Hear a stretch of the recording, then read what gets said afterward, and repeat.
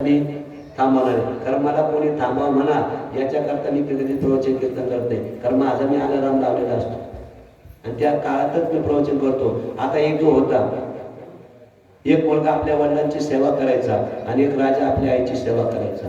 आता मुलगा बापाची सेवा करायचा, राजा आईची सेवा करायचा. हे कर्म त्यांचं नित्यनियमाने चालू होतं आणि ते सेवा करत असताना एक दिवशी त्या मुलाने आपल्या वडिलांचं दर्शन घेतलं आणि सांगितलं, दादा तुम्ही मला काय देणार? त्यांनी सांगितलं, मी काय देणार, पण माझा आशीर्वाद तुला असा आहे का तू ज्या गोष्टीला हात लावशील तिचं सोनं झाल्याशिवाय राहणार नाही. आता एवढा आशीर्वाद घेतल्यामुळे तो काय करायचा, गावात एखादी मोटरसायकल घेतली तर तोही म्हणायचा बापाचा आशीर्वाद. लगेच असं करता करता मोटरसायकल घेतली, बापाचा आशीर्वाद. असं करता करता जमीन घेतली, बापाचा आशीर्वाद. असं करता करता घर घेतलं, बापाचा आशीर्वाद. असं करता करता त्याचं नाव लोक विसरून गेले. तो दिसला काय म्हणायचे, कोण ह्या बापाचा, काय नाव पडलं त्याला, बापाचा आशीर्वाद. असं करता करता त्याने मग काय केलं, ज्या देशामध्ये लवंग तयार होती, काय ज्या देशात लवंग तयार होती त्या देशातली लवंग आणली, ती 1 रुपयानी लवंग आणली आणि ती करंजगाव मध्ये त्यांनी 20 रुपयांनी विकायला सुरुवात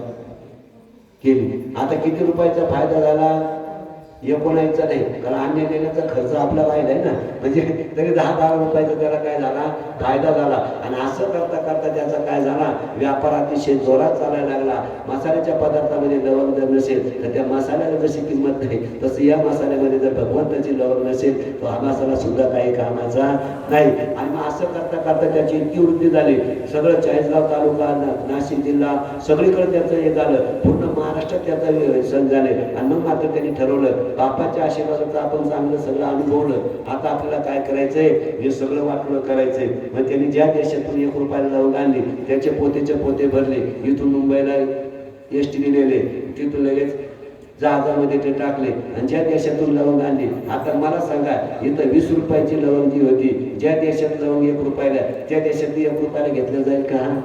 तर ती 70-80 पैशांनी ते घेतील. सोनं आत्ता घेऊन बाहेर निघा आणि परत सोन्याच्या दुकानात जा, तो डायरेक्ट सांगा काय लागेल ना, काय उतरलं, फक्त पायऱ्याच उतरलं तरी तो बोर्ड लावल्याशिवाय राहत नाही. आणि असं करता करता त्याला वाटलं चला आपण नुकसान, मग तो जहाज घेऊन तिकडे जायला लागला. पण ज्या राजाला आईचा आशीर्वाद होता आणि त्या आईने त्याला एक अंगठी काय दिली होती, सप्रेमे, आणि ती अंगठी घेऊन तो राजा जेव्हा तिकडून येत होता आणि त्याच्या राजाबरोबर काय, तो राजा होता, 4-5 जण त्याच्या बरोबर होते आणि त्यांच्या हातात काय होती, काय होती, त्यांच्या म्हणजे बंदूक नव्हती, तलवार नव्हती, त्यांच्या हातात काय होत्या, चाळण्या.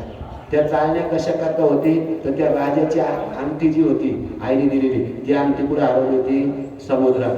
आणि समुद्रात हरवल्यामुळे जोपर्यंत ती अंगठी सापडत नाही तोपर्यंत आपल्याला काही चांगल्या जीवनात होणार नाही. म्हणून तो अंगठी शोध करता आला.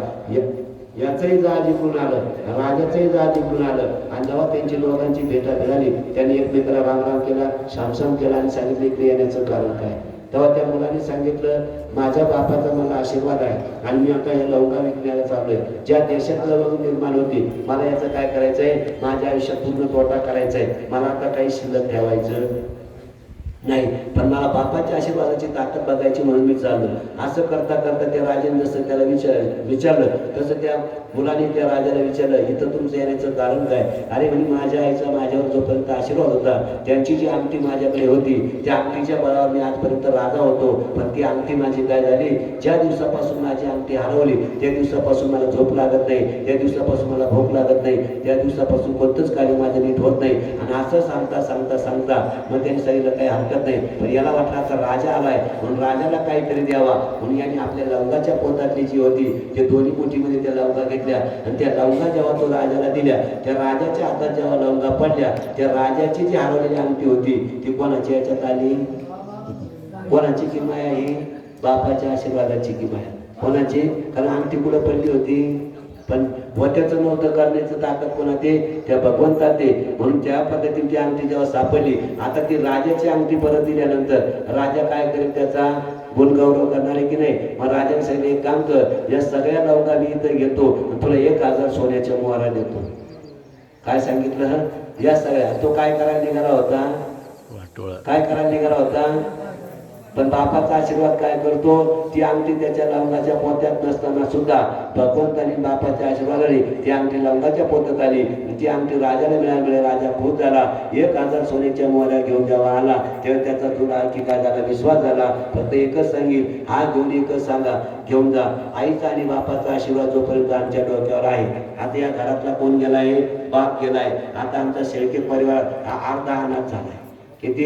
अर्धा अनाथ झालाय. ज्या दिवशी आमची आई आणि बाप निघून जातात त्या दिवशी, कारण स्वामी तुम्ही जगाचा, आई विना भिकारी, म्हणून जीवनामध्ये हे यायला नको. म्हणजे पांडुरंगाची आपण आषाढीची वारी करतो तशाच पद्धतीने या मुलाने आज आपल्या बापासाठी हे वर्ष श्राद्ध म्हणजे याच्यासाठी केलंय. म्हणून काय आज आपण या ठिकाणी ही प्रवचन रूपी सेवा घेतली. कारण माझ्या वडिलांची मिरासी का देवा, काय याच्या वडिलांची मिरासी आहे आणि माझ्या वडिलांची मिरासी का देवा, तुझी चरण सेवा पांडुरंगा.